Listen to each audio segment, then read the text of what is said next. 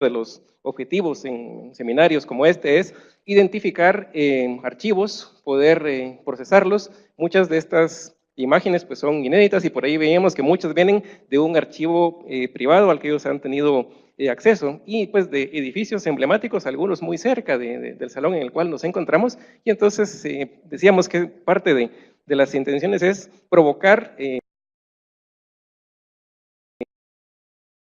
mover un poquito la investigación, la participación. Porque teníamos bastante material y creíamos de que podíamos profundizar otras cosas, y aprovechando el espacio, eh, quedamos simultáneamente. Primero iba esta, que esta es los templos construidos por Cubierta Sala de Guatemala, y después iba tecnología. Pensamos de que eran mejor cambiarlas porque la otra tenía una mejor introducción para poder atender lo que vamos a ver en este momento. Siguiente.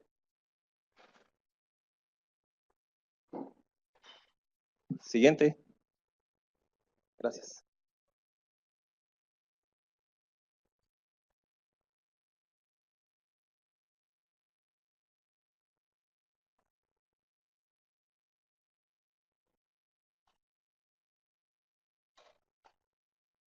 Sí, nuevamente vemos la introducción de lo que es la fusión de las empresas, cómo es de que Cubierta Sala de México se fusiona con la empresa del ingeniero Mauricio Castillo Contux, y así crean la empresa guatemalteca Cubierta Sala de Guatemala, que prácticamente fue la representante de la empresa mexicana para Guatemala y Centroamérica. Félix Candela tuvo dentro de sus mayores encargos y de los mejores logrados el tema religioso. Para los que tienen la oportunidad de conocerlos o los han visto en fotografías, tiene unas características morfológicas bastante logradas y también tecnológicamente muy evolucionadas. Eso es lo mismo que en alguna carta Mauricio le dice a Félix, no, perdón, Félix le dice a Mauricio de que no se preocupe que les estén copiando tantas formas, porque llega un momento donde tienen tanta fama que empiezan a replicarse muchas de las formas que ellos hacían. Él le dice, no te preocupes porque de todas formas nosotros tenemos la ventaja que tenemos la experiencia de la construcción y la experiencia para calcularlas. Los demás tienen que empezar de cero. Dentro de eso es de que surgen los primeros proyectos de templos religiosos en Guatemala construidos por la empresa. Vamos a verlos en orden cronológico, no tiene nada que ver con su morfología ni con su religión, mucho menos en su ubicación, es simplemente un orden de fecha. La primera iglesia es la iglesia de Champagnac, de 1958. Esta iglesia es diseño del arquitecto Montes y Rosales, es la única referencia que tenemos de la arquitectura, a pesar de que tenemos bastantes fuentes bibliográficas sobre este edificio. Y la característica primordial es de que, como vimos, el tema del paraguas o el tema de Francisco Vela tiene la característica que se vuelve a utilizar con una ligera inclinación. Siguiente, por favor. Con una ligera inclinación y con un remate en la parte de atrás, que es lo que le da al altar para darle cierta jerarquía y levantar el volumen, es lo que consigue el objetivo final. Estas son las maquetas de estudio. Todas las maquetas de estudio las desarrollaban aquí en Guatemala. Aquí tenemos una maqueta también, que también es una maqueta de estudio, solo que un poquito más trabajada. Siguiente. Y donde podemos ver lo que prácticamente sucedía siempre con el paraguas, tener que usar un paraboloide hiperbólico como zapata, solo que invertido. Es una característica que siempre acompaña a este tipo de edificios. No siempre se da, porque a veces se diseñaba según la circunstancia por el estudio de suelos y otras variables que modificaban eso. Siguiente. Mencionan mucho de que este proyecto requería de que la utilización de parales o algunos refuerzos extras eran necesarios, y se puede volver a reflexionar la cantidad de madera que era excesiva, a pesar de que para esa época era bastante barato. Hoy eso es lo que encarecería poder replicar un edificio como esto. Siguiente. Vemos el edificio terminado en madera. Siguiente. El proceso de colación y de armado, donde se puede, disculpa, donde se puede apreciar en esta parte cómo es que el refuerzo siempre tiene la presencia según el diseño, ya que prácticamente era un voladizo. Siguiente.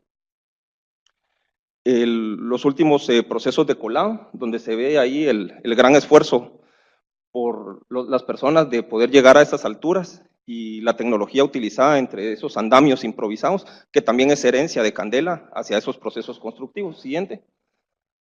Estas son fotos del proyecto ya terminado, son de 1961, donde se puede ver cómo los dos volúmenes, uno se eleva sobre otro para darle la jerarquía que el altar necesitaba, siguiente, y de esa manera poder hacer que la luz penetre y que bañe los espacios de la parte frontal del templo, siguiente. Vemos unas fotos actuales de cómo se encuentra hoy en día, está en muy buen estado, y se puede apreciar cómo es que la luz, aún así, sigue penetrando como fue diseñado originalmente. Siguiente. Esta es una foto final donde se puede ver el acceso, con un diseño bastante limpio, con una columna de tipo Lali, que penetra prácticamente la fachada del edificio. Siguiente. Vamos a el siguiente en orden cronológico, por favor, anterior, es la sinagoga judía. Esta está ubicada en la zona 9. Probablemente este sea el edificio más bonito diseñado y construido por la empresa, por la característica formal que lo representa. Este edificio fue diseñado por los arquitectos Carlos Heusler y Jorge Montes. Ese es un proyecto que lo construyó el ingeniero Víctor Cairé, que él era judío y a él fue el que se le dio el encargo.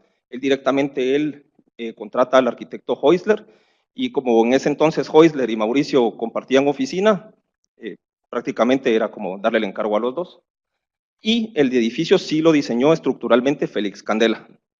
Los planos, todos los juegos de planos estructurales vienen de México y es firma el arquitecto Candela. Incluso él se hacía llamar el arquitecto del proyecto, pero no fue él, fueron los arquitectos Jorge Montes y Carlos Heusler los que lo hicieron. El proyecto consiste que son 6 paraboloides que se concentran hacia un punto, formando una estrella de David, que era lo que le daba el simbolismo para el tema de ser una sinagoga judía. Siguiente. Aquí vemos la maqueta de estudio y los planos originales, que son los planos que se diseñaron en la oficina de Félix Candela.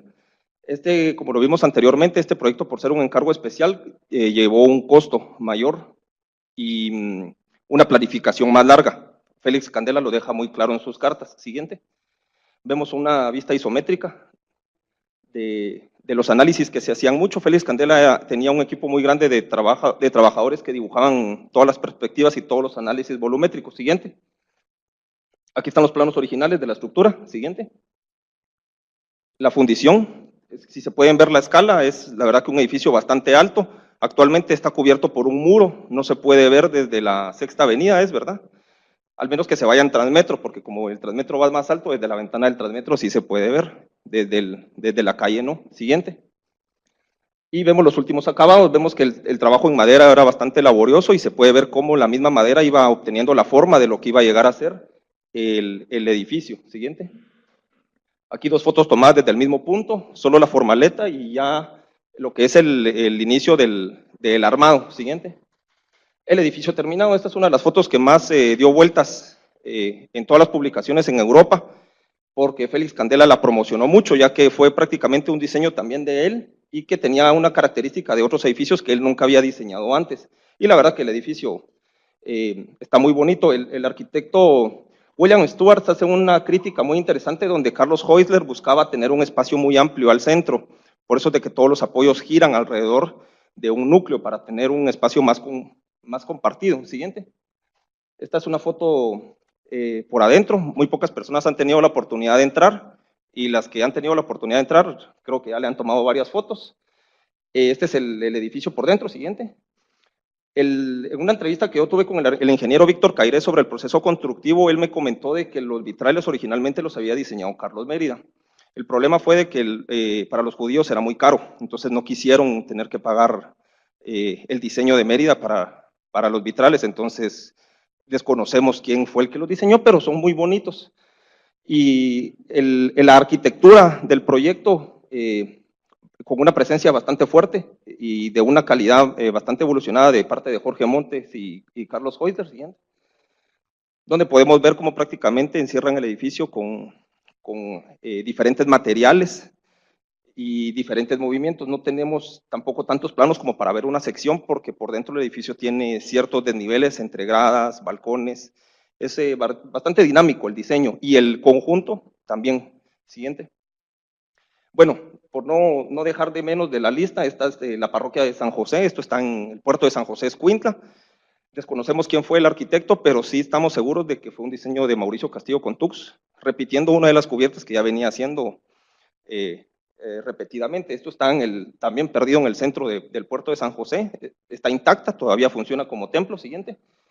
Y lo que sí pudimos denotar es de que la ventilación del templo, el muro no llegó hasta el final de la cubierta, ya que estas cubiertas tienden a tener un factor climático bastante desfavorable hacia el calor, porque pues por la delgada capa que tenía la losa hacía que fueran muy calientes los edificios y se tenían que llegar a contemplar este tipo de diseño. Siguiente. Siguiente. Y vamos a ver ahora es esta, la que estamos presentando. El año pasado hicimos un conversatorio conjuntamente con el arquitecto Max Holziu, conmemorando los 50 años del edificio. Este es el edificio de la Iglesia Luterana de Cristo Rey. Este está ubicado en la zona 9, muy cerca de la terminal, perdón, el Parque de la Industria, muy cerca. Y es un edificio que tiene una de las mayores características porque al haber sido el arquitecto Max Holziu, el arquitecto encargado del proyecto, hay muchos agentes que intervienen en el mismo. Podemos encontrar a Mauricio Castillo en la cubierta, en los muebles a Luis Díaz con Dennis Schaefer y en arquitectura a Max Holziu con Gustavo Anzueto y Roberto Ogarrio. Siguiente. Esta es una perspectiva, esta es de Carlos Juan, de 1952, y la maqueta, que no era una maqueta tan avanzada, pero siempre era necesario para poder entender ciertas cosas del complejo. Siguiente.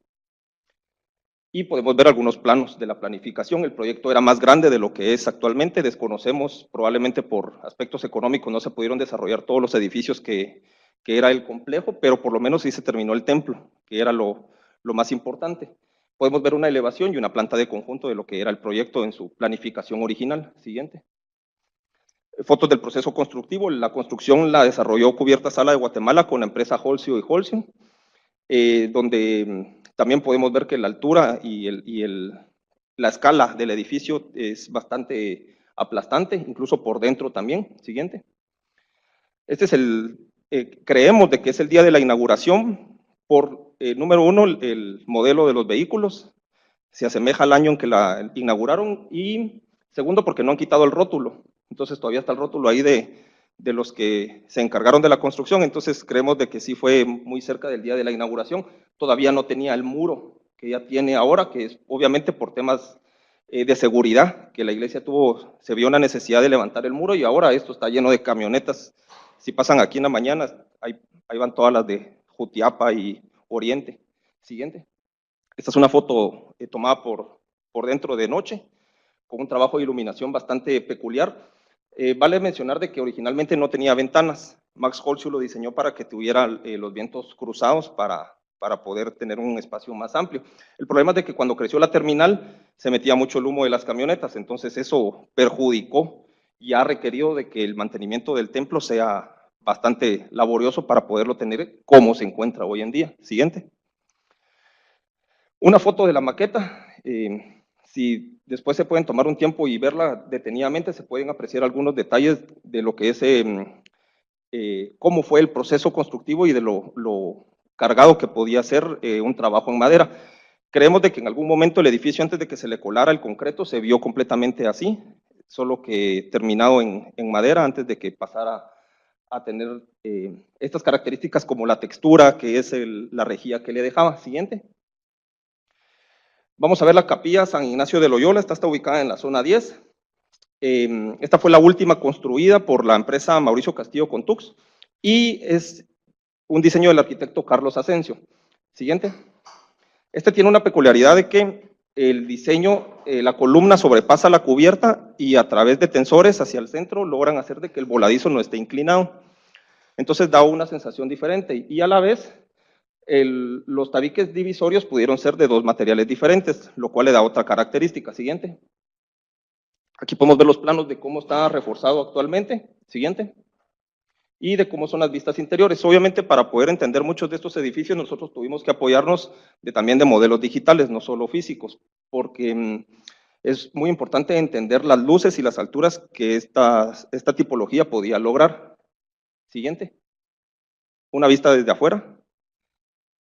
Hay como ciertos rumores de que el proyecto está en riesgo de ser demolido, porque el complejo requiere nuevos espacios y que quisieran demolerlo. No hemos tenido la fuente de primera, pero es posible. Por último, vamos a mencionar un último templo. Este no fue construido por la empresa, pero lo queremos mencionar por la peculiaridad de la cúpula, ya que es única en su estilo en Guatemala, por ser un rosetón de 4 pétalos de paraboloide hiperbólico. Es lo que les mencionaba al principio. Muchos arquitectos e ingenieros empezaron a copiar lo que estaba sucediendo e incluso se pasaban planos, cálculos estructurales, y esta no fue la excepción. Esta es la parroquia de Nuestro Señor Jesucristo, le dicen Esquipulitas, está aquí en Mariscal. Siguiente. Que fue construida por el ingeniero, ay, no me acuerdo cómo se llama, Dieguero. Ajá. Óscar Alfonso Dieguero. Y Dieguero, ajá, él fue el que se encargó de construirla. Un periodista que está muy detrás de este proyecto nos mencionaba que él eh, la construyó sin cobrar ningún centavo y que él la diseñó también. Pues es posible.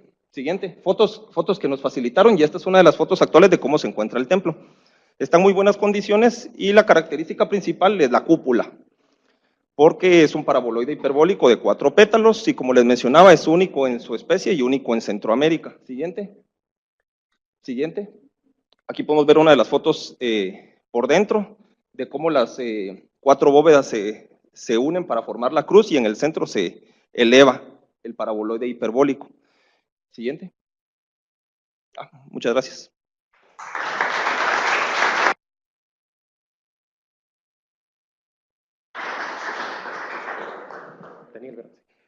Daniel, pues bueno. Bueno, agradecemos a